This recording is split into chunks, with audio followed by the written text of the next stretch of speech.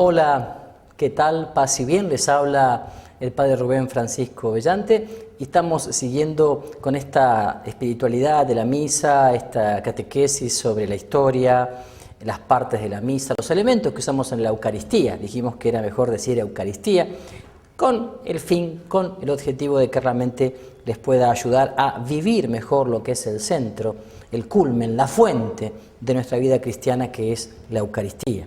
La Eucaristía que se puede vivir ciertamente diariamente y hay que vivirla más profundamente y en comunidad, ciertamente, bueno, el domingo, Día del Señor. El tercer mandamiento es santificar la fiesta por excelencia es el domingo, Día del Señor, que es el primer día de la semana, ya que el domingo comienza una semana nueva. El lunes comenzará la semana laboral o estudiantil o escolar, pero digo, el domingo comienza la semana nueva, que hace referencia a esa semana nueva del Génesis, a lo nuevo que dice San Juan, ¿no?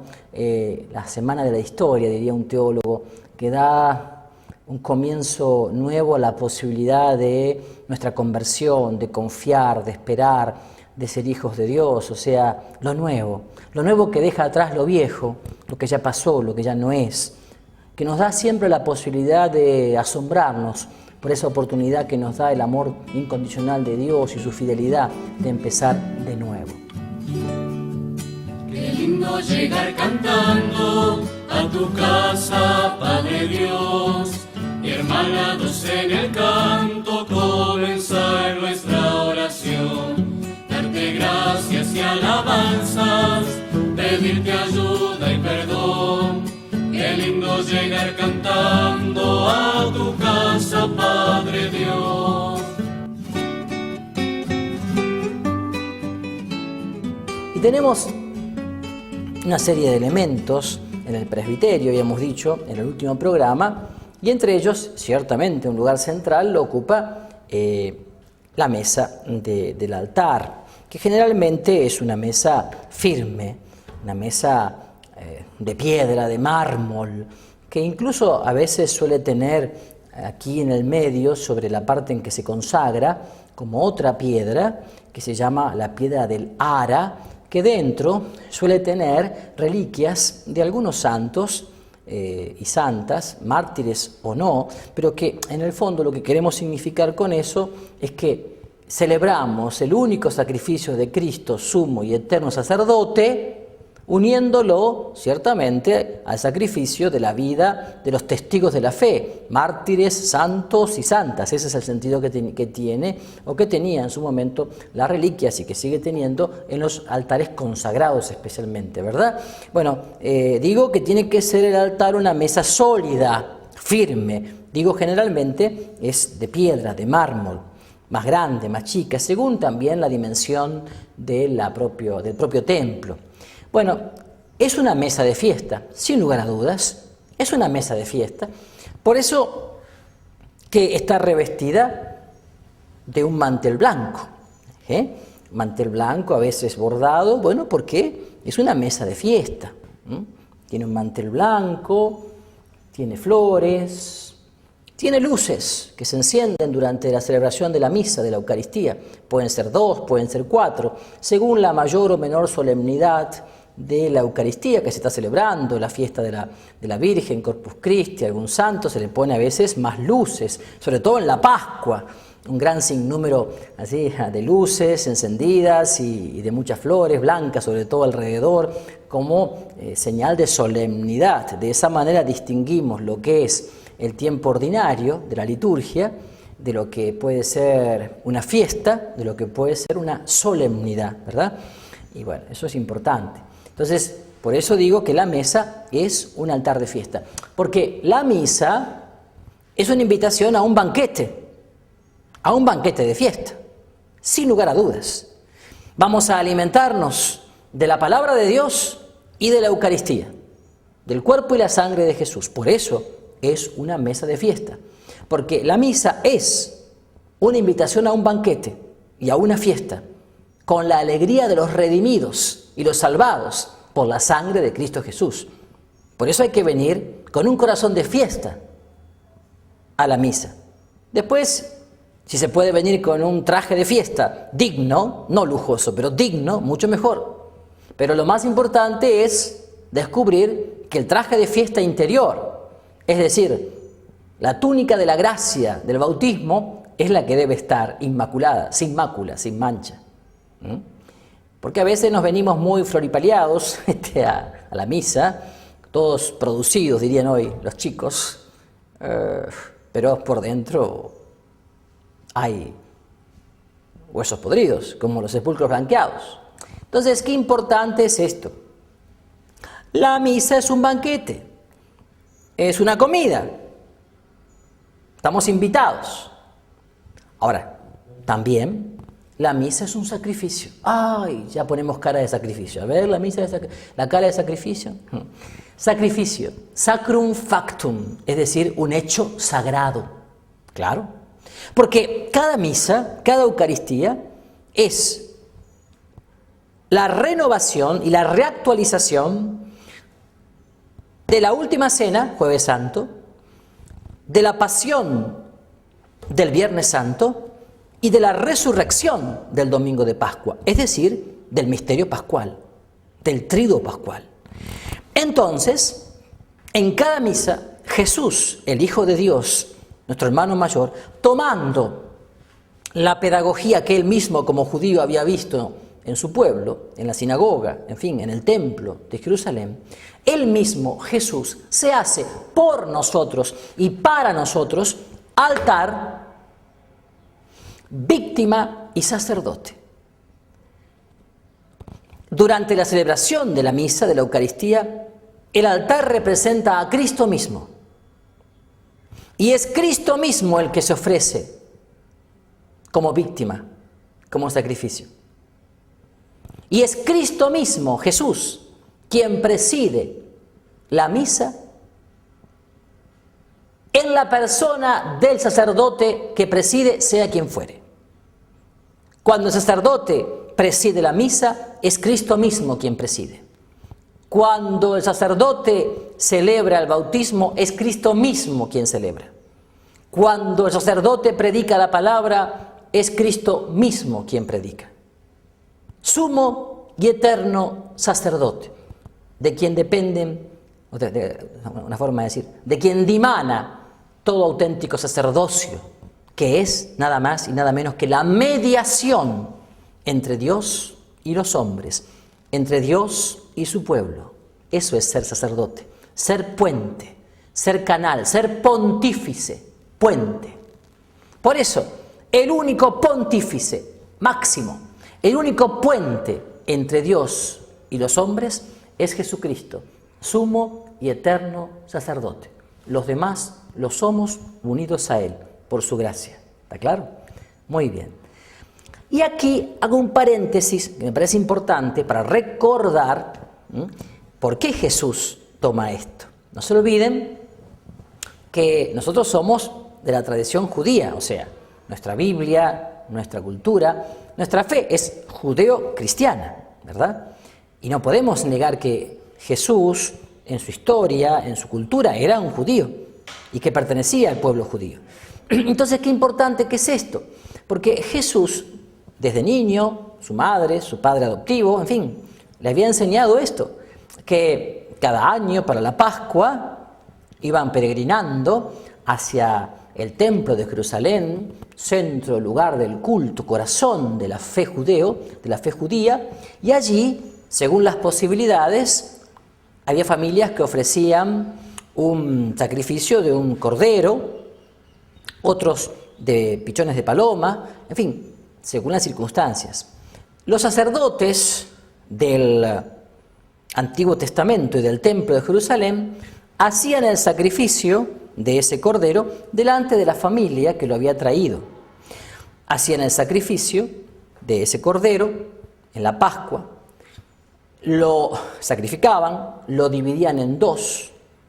Una parte quedaba para comida de los sacerdotes y otra parte se entregaba a la familia, que lo comía con mucha austeridad, con algunas hierbas, de pie y con ropa de viaje, recordando el momento en que Yahvé, Dios, los había liberado de la esclavitud de Egipto y los había llevado por el Mar Rojo a la tierra prometida, a la tierra de promisión, y había hecho con ellos una alianza, la alianza del Antiguo Testamento, sellada sobre el monte Sinaí a través de Moisés con las piedras del Decálogo, de los 10 mandamientos. Bien, entonces eso recordaba la antigua alianza, ¿no? Entonces los sacerdotes del Antiguo Testamento, con la sangre del Cordero, rociaban a esa familia y al pueblo que estaba presente en señal de expiación, en señal de redención. Entonces, ¿qué pasaba? Esa familia, a través de ese cordero, ofrecía un sacrificio de expiación a Dios, que era también de alabanza, y también una manera de querer renovar esa alianza con Dios y de entregar todos los pecados del año, digamos así, a través de esa víctima expiatoria que cargaba con todos los pecados de esa familia, de ese pueblo, y que a su vez se transformaba en alimento, y que su sangre se transformaba en expiación, que liberaba de los pecados y daba la libertad de estar fuera del pecado. Entonces Jesús, tomando eso, esa pedagogía, Él mismo, atención, Él mismo se hace por nosotros y para nosotros Cordero. Él mismo se inmola sobre el altar que Él es. Y Él mismo se hace sacerdote de la nueva y eterna alianza para sellar con su sangre preciosa derramada en la cruz una nueva y definitiva alianza del pueblo con Dios que redime de los pecados, que sana, salva y libera. Y Él mismo se hace comida para que ese pueblo pueda seguir peregrinando por el desierto de la vida hacia la tierra prometida de la casa del Padre, de la vida eterna. Ese es el sentido profundo que tiene entonces también la Eucaristía, tomando elementos del Antiguo Testamento y de la tradición judía. Por eso tenemos la mesa del altar. Bien. Les decía entonces que la misa es un sacrificio en donde el mismo pueblo de Dios trae su trabajo, su esfuerzo, su dolor, su enfermedad, su apostolado, su servicio de toda la semana y lo ofrece con Jesús al Padre para recibir eso mismo que ha entregado, hecho alimento para el camino, hecho viático, hecho fortaleza para el camino, para seguir perseverando en la fe, en el servicio, en la entrega. Bien, cuando va a comenzar la misa, el que preside, el presbítero o el obispo, se coloca en primer lugar el alba. El alba, de albis, blanco, es la base, es la vestidura base del ministro, sacerdote, que la usa para todos los gestos litúrgicos y celebración de los sacramentos, no solamente para la misa, también para bautismos, presidir matrimonios, presidir exequias, incluso a veces también cuando confiesa el sacramento de la reconciliación, lo usa el alba. El alba entonces es vestidura sacerdotal. Generalmente el alba se acompaña con un cinto llamado cíngulo, que es una soga, con la cual el presbítero sacerdote se ciñe en su cintura, recordando un poco cómo estar ceñido a Jesús en las promesas del celibato, sobre todo, como una entrega no dividida, una entrega indivisa a Jesús, con un corazón no partido al Señor.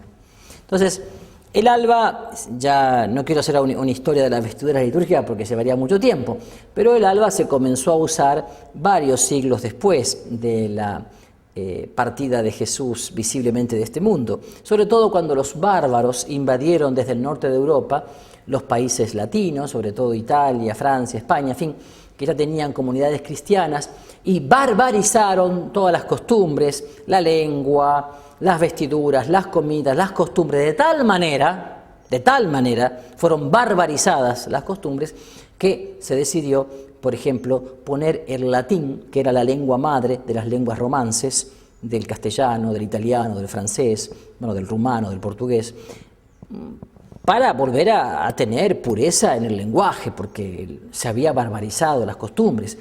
Y también por eso se decidió usar unas vestiduras para la celebración de los sacramentos y de la misa distintas a la ropa de calle que se usaba hasta ese momento, porque justamente se habían barbarizado las costumbres. Entonces se optó por el alba, digamos, como vestidura base, que es muy parecida a las vestiduras que usaban los senadores en el Senado romano, bueno, en los tiempos de Jesús. Digo, como vestidura noble, más que nada. Siempre el alba va acompañada de la estola. La estola es signo del poder sacerdotal. En este caso, bueno, yo elegí una estola blanca, ya les explicaré, pero la estola es lo propio del diácono, que la usa cruzada, del presbítero y del obispo, es decir, del sacerdote ministerial, y es signo del poder sacerdotal. Sobre todo en la celebración de las misas, sobre el alba y sobre la estola se utiliza la casulla, que se llama, que es un manto que recubre al sacerdote y que decimos siempre que es como el signo de la caridad de Dios que debe recubrir al pastor que pastorea a la comunidad en nombre de Jesús, buen pastor. Entonces esto se llama casulla. Ahora, bueno, existen en la liturgia cuatro colores que se usan según los tiempos de la liturgia.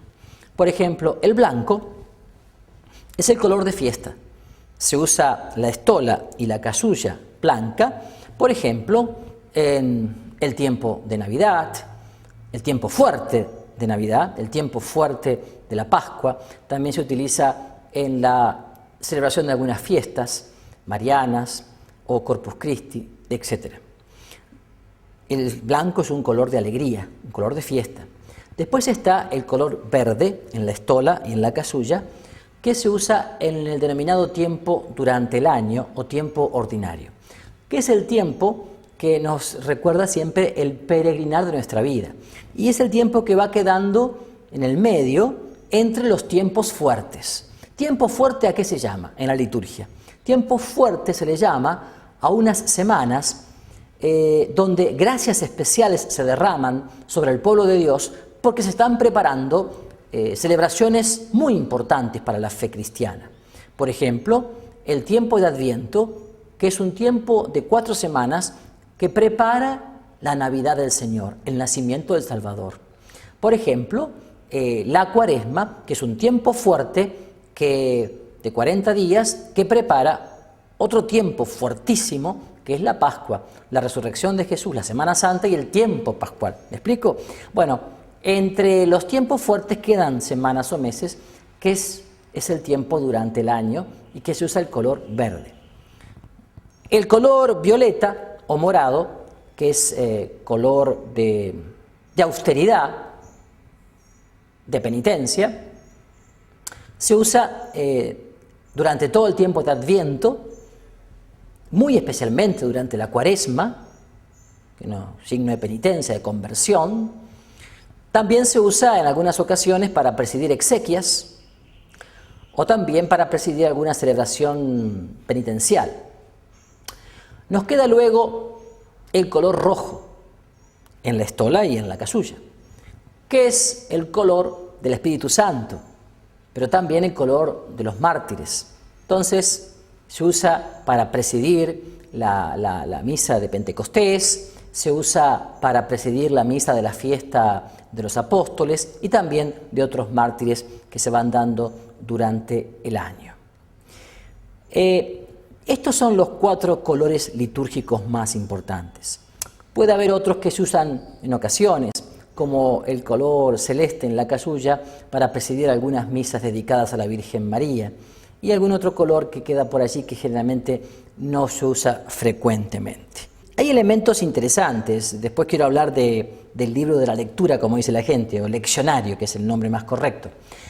Por ejemplo, los cantos. Los cantos en en la liturgia tiene mucha importancia. Y los cantos tienen que, el canto de entrada, por ejemplo, tiene que marcar la tónica de toda la celebración. De tal manera que si entra alguien en ese momento a la iglesia y no sabe nada, por escuchar el canto de entrada tiene que saber si estamos en el tiempo de Cuaresma, en el tiempo de Pascua, el tiempo de Adviento o el tiempo de Navidad, por decir, ¿no es cierto? O sea, el canto de entrada tiene que marcar la tónica de toda la celebración. Después otra cosa importante, el coro o ministerio de música o servicio de la música no está haciendo allí como el guía, una especie de primer actor o protagonista, no, tienen que pasar desapercibido. El coro, el ministerio tiene que animar a cantar a la asamblea, porque quien debe cantar es el pueblo de Dios, el coro debe acompañar. A veces, lamentablemente, hay coros estrellas que en realidad, no sé, no porque lo hagan a propósito, ¿no? Pero se creen un poco el centro de la celebración. Es un error, un error. El coro tiene que estar a un costado, cuanto menos se vea mejor, y además debe animar el canto de toda la asamblea. Es la asamblea quien debe cantar, el pueblo de Dios debe cantar. Deben tener sus hojitas de canto o sus libros de canto. Debe haber un ensayo de canto un ratito antes de la misa que ayude a preparar y a predisponer mejor la misa, y de paso que vengan al templo 15 minutos antes y no a las corridas y a las entradas todo agitado, llegando 5 minutos después, porque eso es espantoso, es una falta de respeto al Señor y es una falta de disponibilidad a la gracia tremenda. Habría que confesarse también de eso, ¿verdad? Y bueno, entonces, como ustedes verán, durante el tiempo de Cuaresma no se canta Aleluya y tampoco se recita el Gloria. Bueno, y durante el tiempo de Adviento no se recita, por ejemplo, por el Gloria, se lo reserva para la noche buena, con el Gloria a Dios en las alturas. Otra cosa importante es que en los tiempos fuertes que dijimos antes, Adviento, Navidad, bueno, Cuaresma, Pascua, pero sobre todo los domingos y solemnidades, siempre hay 3 lecturas. La primera, que suele ser del Antiguo Testamento. El Salmo, tomado del libro de los Salmos, que suele, se llama Salmo responsorial, que suele responder con su temática justamente a la primera lectura. La segunda lectura, que está tomada del Nuevo Testamento, generalmente según los tiempos de los Hechos de los Apóstoles, o de las cartas de Pablo, o de Pedro, o de Juan, en fin, Santiago, que es como una especie de bisagra entre la primera lectura y su temática y el Evangelio y su temática, que siempre suelen tener una conexión. Primera lectura, Evangelio, suelen tener una conexión. Mientras que la segunda lectura a veces sí, a veces no, queda como una especie de bisagra ahí en el medio. Entonces, qué importante. La primera lectura del Antiguo Testamento, el Salmo responsorial, la segunda lectura del Nuevo Testamento y por supuesto el Evangelio tomado de los Evangelios. Generalmente, según el ciclo A, B o C, se toma un Evangelio y se lo lee de continuado, como se dice generalmente. Una cosa muy importante es ir preparando a los lectores para que no sean meros repetidores de lo que dice el leccionario, la palabra de Dios, sino para que sean proclamadores de la palabra, de manera que sepan utilizar la puntuación, la coma, el punto, la entonación, si es un texto de exhortación, si es un texto de súplica, si es un texto de alabanza, si es un texto de acción de gracias. Eso tiene que aparecer en la actitud del lector, de manera que la asamblea pueda compenetrarse de esa palabra de Dios que se va leyendo en sintonía con el Espíritu Santo, que quiere alimentar a ese pueblo de Dios justamente a través de esa palabra. Entonces, como vemos, hay momentos en que se usa, como dije, otro leccionario que tiene lecturas del Antiguo Testamento y del Evangelio que hacen referencia, por ejemplo, a la Virgen María. Entonces, hay todo un pequeño leccionario dedicado a eso, ¿no? Y como dije antes, según sea el tiempo litúrgico, se usa el leccionario 1 o el leccionario 2. Con respecto a las plegarias eucarísticas que había dicho aquí del misal romano, recordemos que la más antigua es la plegaria eucarística 2, que prácticamente es de los tiempos apostólicos. Después le sigue la plegaria eucarística 1 o canon romano que se llama, que hace alusión, por ejemplo, a muchos de los santos y mártires de la primera iglesia romana. Y después está la plegaria eucarística 3, y después está la plegaria eucarística 4, que fue inspiración del Papa Pablo VI durante el Concilio Vaticano II y que es una síntesis de la historia de la salvación, muy bonita. Generalmente la plegaria eucarística 2 es la que más se usa porque es la más breve y a veces no solamente se usa los días de semana, sino que se usa también todos los domingos, de tal manera que hay gente que piensa que es la única plegaria eucarística que existe y no es así, al contrario. Ustedes pueden realmente decirle a sus párrocos que traten de aprovechar toda la riqueza que hay en el misal romano porque son textos inspirados, no solamente porque son escritos por grandes teólogos, biblistas, sino porque son escritos con un vuelo del espíritu, hasta un vuelo literario, un vuelo poético que llega al corazón. Qué bueno entonces que es sacarle más riqueza al misal romano, sacarle riqueza para que realmente las rúbricas se vivan en espíritu y en verdad. Que la rúbrica se viva en espíritu y en verdad y que se pueda pronunciar la palabra escrita en espíritu para que llegue al corazón de la asamblea. Entonces, de esta manera un poco vamos cerrando lo que son los elementos que utilizamos en la Eucaristía. Que el Señor los bendiga y les dé la gracia de vivir a fondo cada misa. Paz y bien. Qué lindo llegar cantando a tu casa, Padre Dios. Y hermanados en el canto, comenzar nuestra oración. Darte gracias y alabanzas, pedirte ayuda y perdón. Qué lindo llegar cantando a tu casa, Padre Dios.